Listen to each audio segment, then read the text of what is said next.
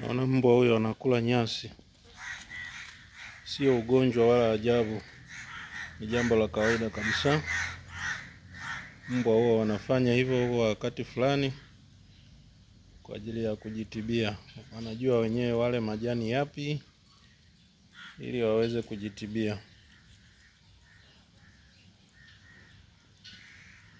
Kwa hiyo ukiona mbwa wako anakula majani, usiogope ukafikiri ni uchawi, amerogwa ama ni ajabu. Hapana, ni kitu cha kawaida sana. Kwa wafugaji wa mbwa ambao wamefuga kwa muda, wanaweza kawa wameona hichi kitu kama mbwa wako anatoka sehemu ambapo kuna majani au kwenye bustani. Lakini kama unamfungia ndani tu hamna majani, sio rahisi kuona kwa sababu hamna majani ya kula. Lakini ni kitu cha kawaida. Kuna wakati wanafanya hivyo wakijisikia kichefuchefu ama namna fulani ya ugonjwa kiasili. Kwa hiyo wanapita na hawali kila majani, na baadhi ya majani ambayo wanapendelea kulingana na eneo na pengine kitu ambacho wanaumwa ama wanajisikia kwacho. Ni uumbaji tu wala sio kitu cha ajabu. Japo haitokei mara nyingi, lakini ni kitu ambacho kinatokea. Naona huyo anakula.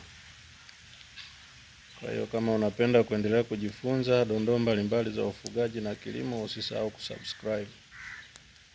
Naona hayo yameyaruka. Hayo kwa yalipigwa dawa yamekauka. Lakini haya machanga unaona anasogea. Anakula.